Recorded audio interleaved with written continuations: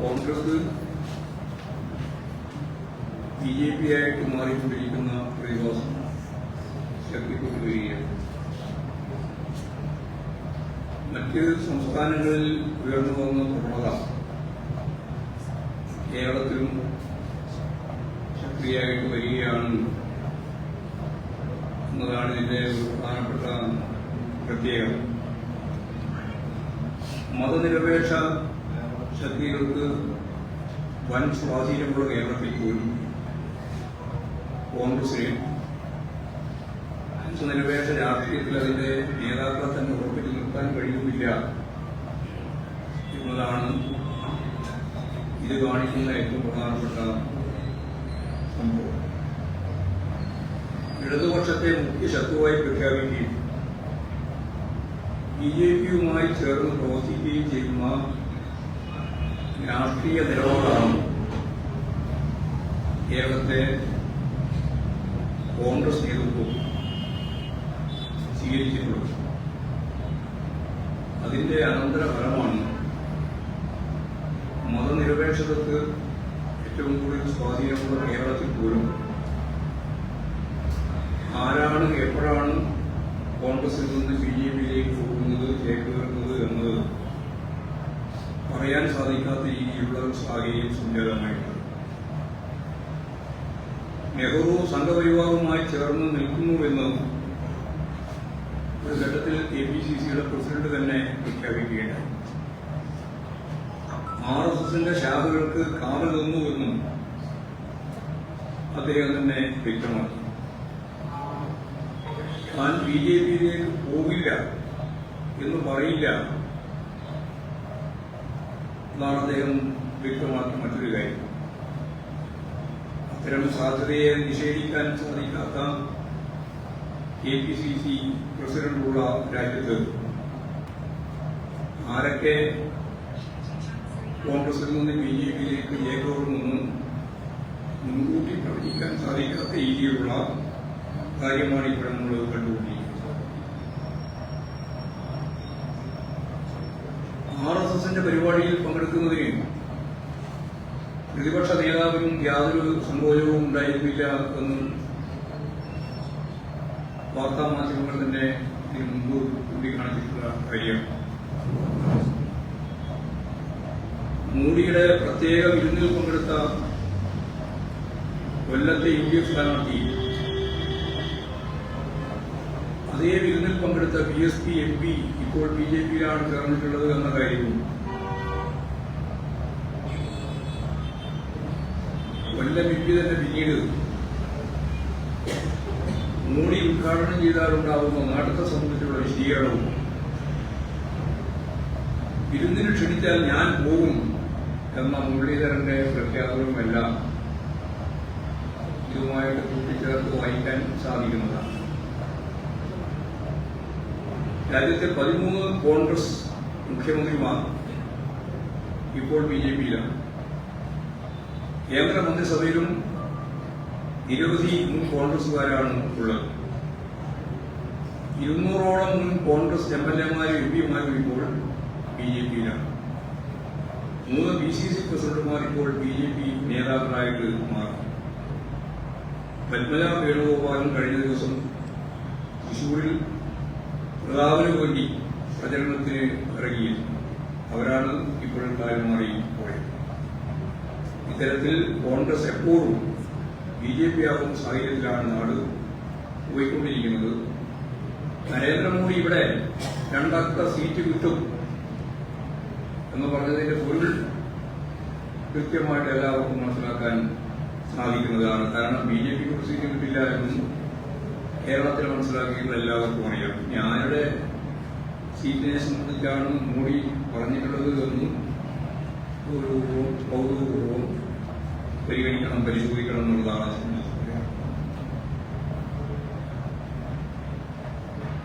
ഇവിടെ ഇപ്പോ കോൺഗ്രസിന്റെ നേതൃനിരയിലുള്ള നിരവധി ആളുകൾ ഇപ്പൊ തന്നെ BJPയിലേക്ക് ചേക്കേറിയിട്ടുള്ള കാര്യമാണ്. പേര് ഞാൻ പറയേണ്ട കാര്യത്തിൽ നമുക്ക് അറിയുന്ന പേരുകളാണ്.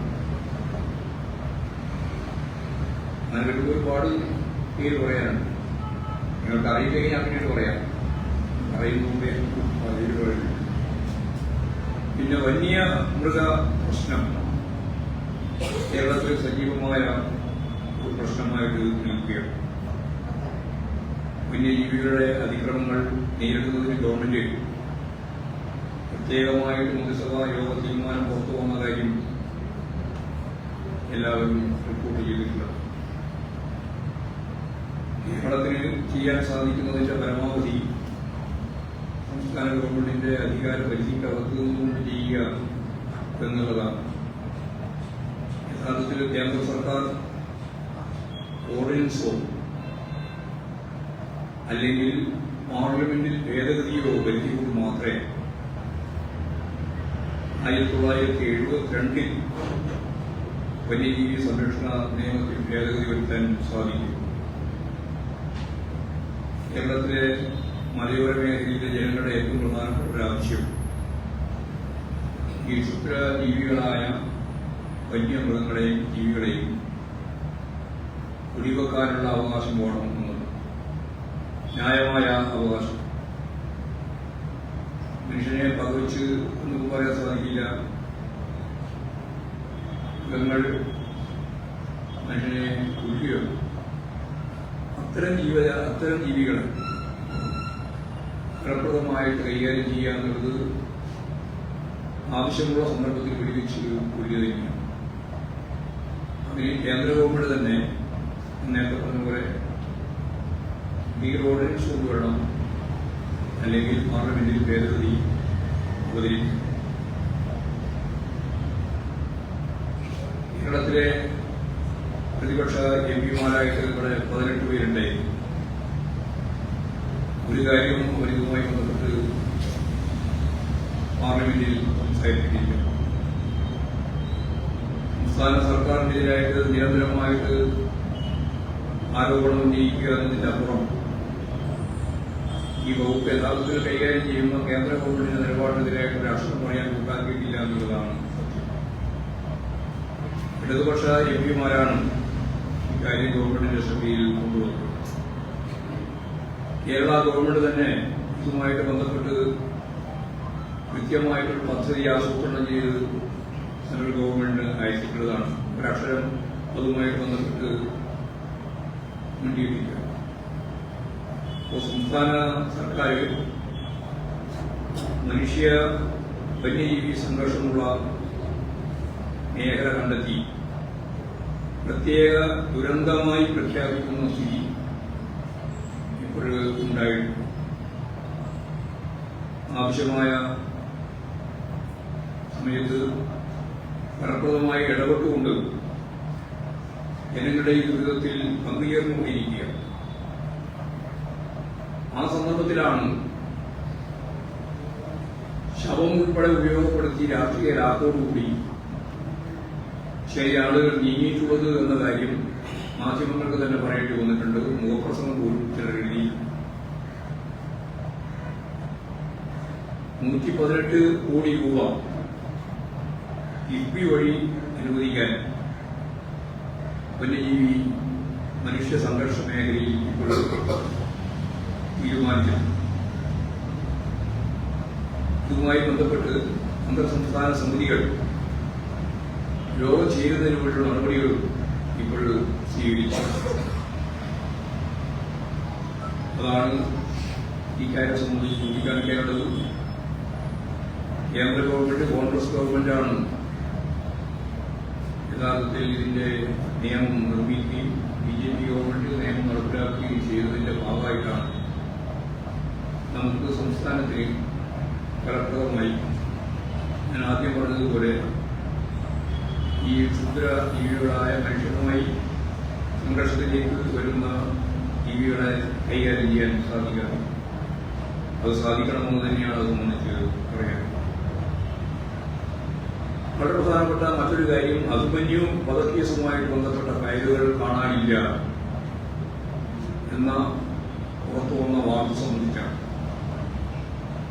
കാര്യം ശക്തിയായ അന്വേഷണം നടത്തി കുറ്റക്കാർക്കെതിരായ നടപടി സ്വീകരിക്കണം.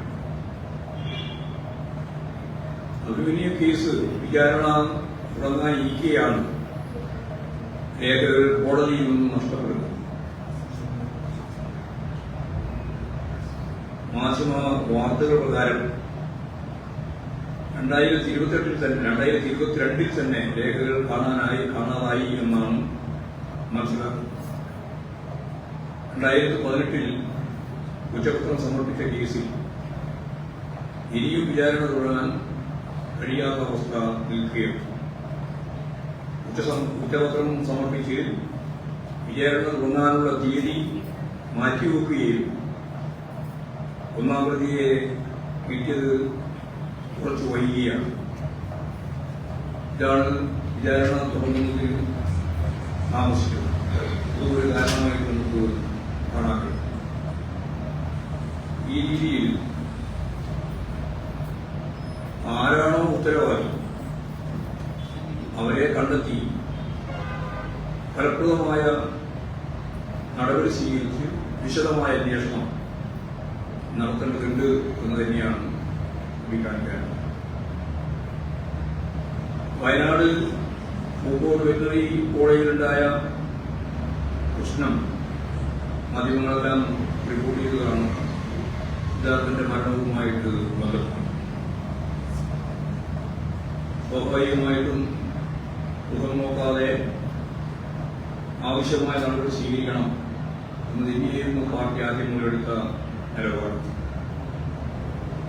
ചിലപ്പോൾ 18 പേരെ അറസ്റ്റ് ചെയ്തിട്ടുണ്ട്. ഒരാളെ മാത്രമാണ് ഇനി കിട്ടാൻ ബാക്കിയുള്ളത്. വളരെ വേഗം അയാളെയും അറസ്റ്റ് ചെയ്യാൻ കഴിയുമെന്ന് തന്നെയാണ് പ്രതീക്ഷിക്കുന്നത്. വിവിധ വിഭാഗത്തിൽപ്പെട്ട സംഘടനയിൽപ്പെട്ട ആളുകൾ ഇതിന്റെ അകത്ത് ചേർന്നിട്ടുണ്ട്. SFIയും ഇതിന്റെ ഭാഗമായിട്ടുണ്ട് എന്നുള്ളതാണ് കണ്ടത്. ആവശ്യമായ നിലപാട് നടപടിയും അതുമായി ബന്ധപ്പെട്ട് സ്വീകരിച്ചിട്ടുണ്ട്. ഗവൺമെന്റ് മുൻ നോക്കാതെ ഫലപ്രദമായ നിലപാട് നടപടി സ്വീകരിച്ചു. ഇതാണ് പൊതുവായിട്ട് പറയാനുള്ള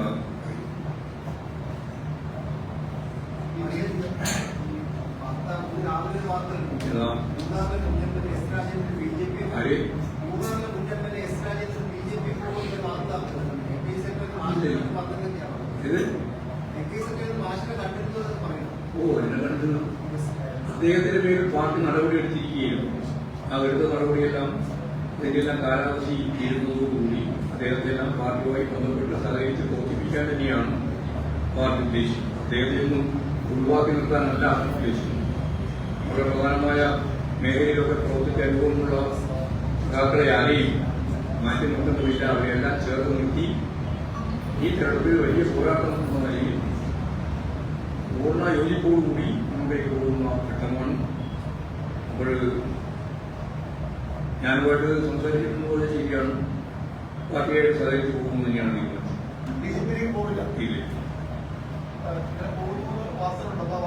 നിങ്ങളിട്ടായിരുന്ന പാർട്ടിയിൽ നൈതിക ഞങ്ങളുടെ കാര്യത്തിൽ അതിന് നേരത്തെ വന്നിരിക്കും. ഞാനില്ല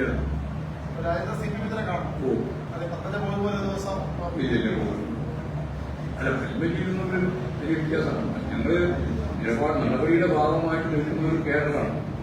സ്വാഭാവികമായിട്ടും പ്രശ്നമുണ്ടാവുമല്ലോ. അത് ഞങ്ങൾ ആവശ്യമായ രീതിയിൽ അദ്ദേഹത്തെ ഉൾപ്പെടെ പാർട്ടിയുടെ ഭാഗമാക്കി ചേർത്തുകൊണ്ട് പാർട്ടി മുന്നോട്ടേക്ക് പോവുകയാണ്. BJP നേതാക്കൾ പറയുന്നത് ഈ കോൺഗ്രസ്സുകാർ മാത്രമല്ല CPM-കാരും പലരും വരും ദിവസങ്ങൾ BJP-യിലേക്ക് വരുമെന്നാണ്. അവരെ പ്രതീക്ഷിക്കാം. അവർക്ക് അങ്ങനെ പ്രതീക്ഷിക്കാലോ. ജനാധിപത്യ സമൂഹമല്ലേ. BJP-ക്ക് അങ്ങനെ പ്രതീക്ഷിക്കാൻ പാടില്ല. അതിൽ പറയാൻ പറ്റുമോ? സ്വപ്നം കാണാം. സ്വപ്നം കാണുമ്പോൾ തല്ലി പിടിക്കുന്നതിന്റെ ഭാഗമായിട്ട് സ്വപ്നം കാണുമല്ലോ. നല്ല ബിരിയാണി കഴിക്കുന്നത് സ്വപ്നല്ലേ നല്ലത്.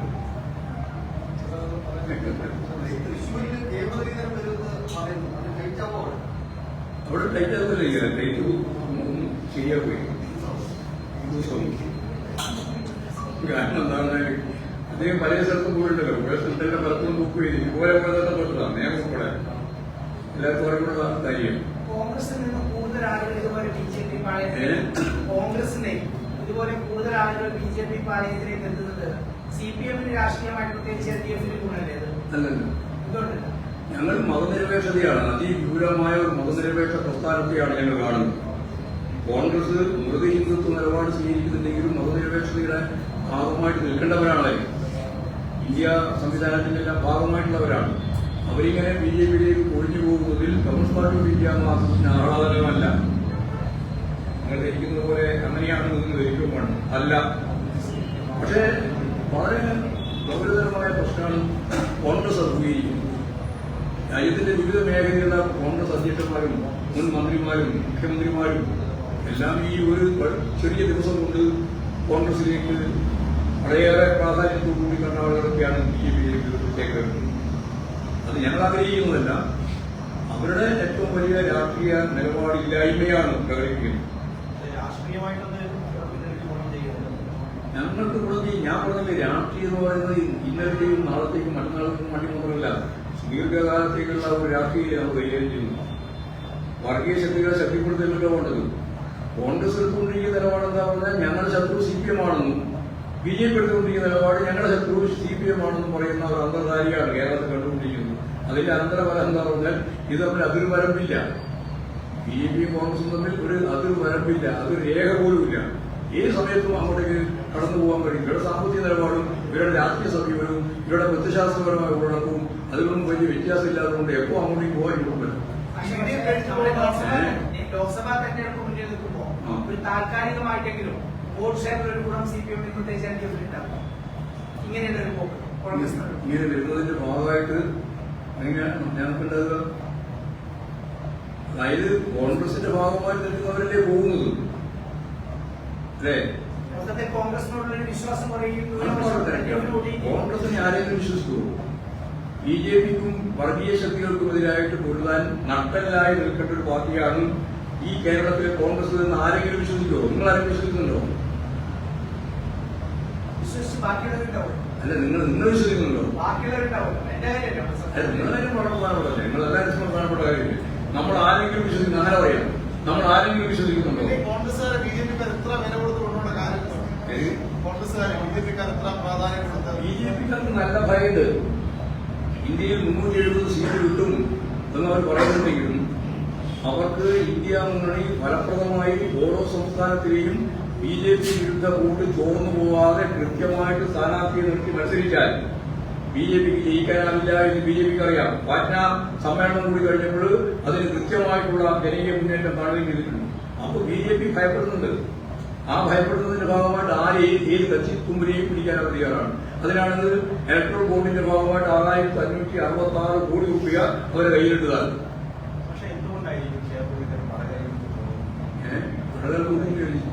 ഇങ്ങനെ വളരെ പറയാം, തൂക്കുന്നു കഴിഞ്ഞു ഡയറക്റ്റ് ചെയ്യാൻ മത്സരിക്കുകയാണ്, തൂക്കി നോക്കല് അതിന്റെ ഭാഗമായിട്ട് പോവാണ്.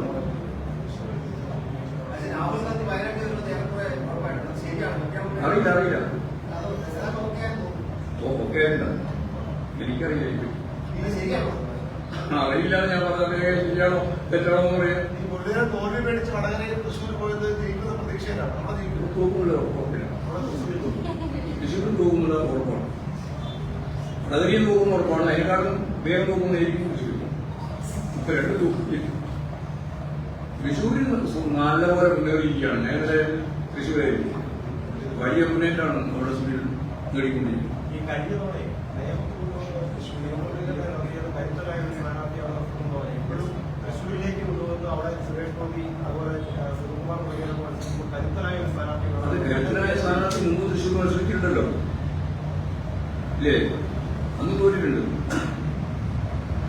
അതൊന്നും ജയിച്ചില്ല. വീരാകെ നോക്കുകയായിരിക്കും. അങ്ങനെ കരുത്തനായ സ്ഥാനാർത്ഥിയാണ് അദ്ദേഹം തോന്നുന്നത്. ഇല്ലില്ല, തോന്നുന്നില്ല.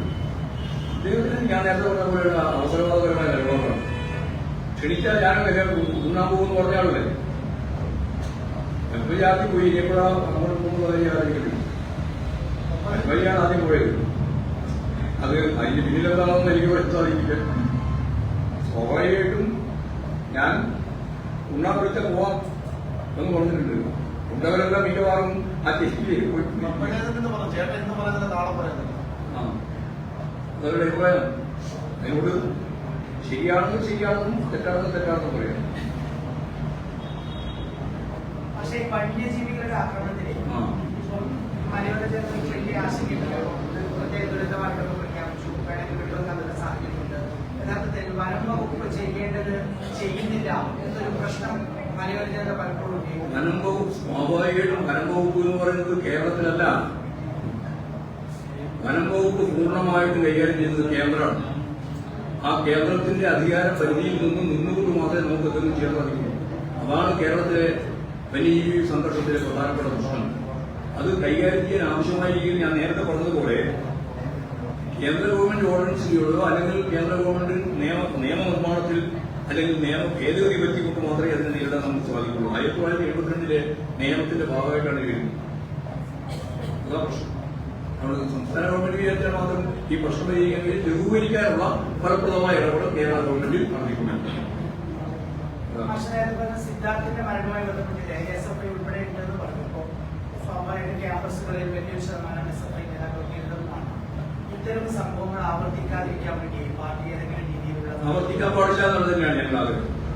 SFI ആ തരത്തിൽ വളരെ ഫലപ്രദമായ രീതിയിലുള്ള സംഭവങ്ങളൊന്നും വരാതിരിക്കുന്നതിന് കൂടിയുള്ള ജാഗ്രത പ്രവർത്തനം നടത്തും എന്ന് തന്നെയാണ് ഞങ്ങൾ പ്രതീക്ഷിക്കുന്നത്. പക്ഷേ നേരത്തെ ഇതുപോലെ ഒരുപാട് സംഭവങ്ങൾ ഈ കഴിഞ്ഞ 2-3 വർഷം എടുത്തു നോക്കിയാൽ അത് എല്ലാ പ്രശ്നങ്ങളും ശരിയായ രീതിയിൽ പരിഹരിച്ച് പ്രശ്നമില്ലാത്ത നിലയിൽ ക്യാമ്പസിൽ പ്രവർത്തിക്കുക എന്നതാണ് SFI കൈകാര്യം ചെയ്യുന്നത്. ഇപ്പൊ SFI മാത്രമൊന്നുമല്ലോ, തീരെ പോകുന്നത് SFI ആണ്.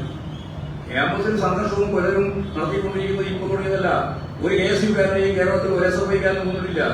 ഇവിടെ കൊന്നത് മുഴുവൻ KSUകാരും അതുപോലെ തന്നെ മറ്റു വിഭാഗങ്ങളും SFI-കാരിയാണ് കൊന്നത്. അപ്പൊ എല്ലാം കൂടി ചേർത്തിട്ട് ഒരു വിശദീകരണത്തിന്റെ ഭാഗമായിട്ട് ഇതെല്ലാം SFI-കാർ നടത്തിക്കൊണ്ടിരിക്കുകയാണെന്ന് തെറ്റിദ്ധാരണ നമ്മൾ നോക്കണ്ട. അല്ലാന്നുള്ളത് മാത്രമല്ല, SFI-കാരെയാണ് മൃഗീയമായിട്ട് ക്യാമ്പസിൽ കൊന്നു തള്ളിയിട്ടത്. അതൊക്കെ ശരിയാണ്. പക്ഷെ ശരിയാണെങ്കിൽ അല്ല, ഇവരിൽ എങ്ങനെയാണ് SFI-യുടെ തള്ളുന്നത്? SFI അതായത് KSU ഒക്കെ എടുത്തുകൊണ്ടിരിക്കുന്ന ഈ നിലപാട് തന്നെയാണ് SFI തുടരേണ്ടത് എന്നുള്ള അഭിപ്രായക്കാരല്ല ഞങ്ങളാരും.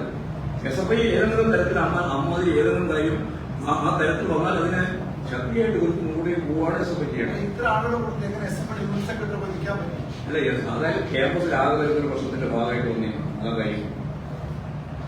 ജുഡീഷ്യൽ അന്വേഷണം വേണമെന്ന ആവശ്യത്തോട് CPM എങ്ങനെയാണ് ജുഡീഷ്യൽ അന്വേഷണം വേണമെന്ന ആവശ്യത്തോട് അവിടെ രക്ഷിതാക്കൾ എന്താണോ പറയുന്നത് നോക്കിയിട്ട് കാര്യങ്ങൾ ചെയ്യുകയും ഗവൺമെന്റിന് ഞങ്ങൾക്കിപ്പോ അതൊന്നും മാറ്റിവെക്കാനില്ല. ഏത് അന്വേഷണമാണോ അവരുടെ രക്ഷിതാക്കൾ പറയുന്നത് എന്നത് ഗവൺമെന്റ് പരിശോധിച്ച് ആവശ്യമായ നിലപാട് സ്വീകരിച്ചോട്ടെ. ഞങ്ങൾക്ക് അതിലൊന്നും മറക്കാറില്ല, ഒന്നും മാറ്റിവെക്കാറില്ല. പിന്നെ ഞങ്ങൾക്ക് അത് ഭയപ്പെടുന്നത് പക്ഷേ കഴിഞ്ഞ വർഷത്തെ ലോക്സഭാ തെരഞ്ഞെടുപ്പിനെ അപേക്ഷിച്ച് എത്രത്തോളം മുന്നേറ്റമാണ് കേരളത്തിൽ? എത്രത്തോളം എന്ന് പറയാൻ സാധിക്കില്ല. സമൂലമായ മുന്നേറ്റം. 20 സീറ്റ് ജയിക്കാൻ പോവാണ് കേരളം. കുറച്ചുകൂടി പ്രായോഗികമായി പറഞ്ഞാൽ 20 സീറ്റ് ഏതൊക്കെ മലപ്പുറം നമുക്ക് പോകണ്ടേ? ഞാൻ ഇതിനകത്ത് റെക്കോർഡ് ചെയ്യാൻ വേണ്ടി പറയുന്നത് അല്ലാണ്ട് വെറുതെ പറയാം ഓഫ് റിക്കോർഡാണ്. അല്ലെങ്കിൽ സാമാന്യ ആരെങ്കിലും ചോദിക്കും ഒരു ഇലക്ഷനിൽ മത്സരിക്കുന്നത് എല്ലാം ജയിക്കാനല്ലേ? അന്ന് സീറ്റ് നോക്കാൻ പോകണം. പിന്നെ ആളതിന് മത്സരമുണ്ട്, അതുകൊണ്ട് തീർക്കില്ലേ മത്സരം? ഞങ്ങൾ 20 സീറ്റ് മത്സരിച്ച് ജയിക്കാനാണ് മത്സരിച്ച് ജയിക്കില്ല ചെയ്യണം.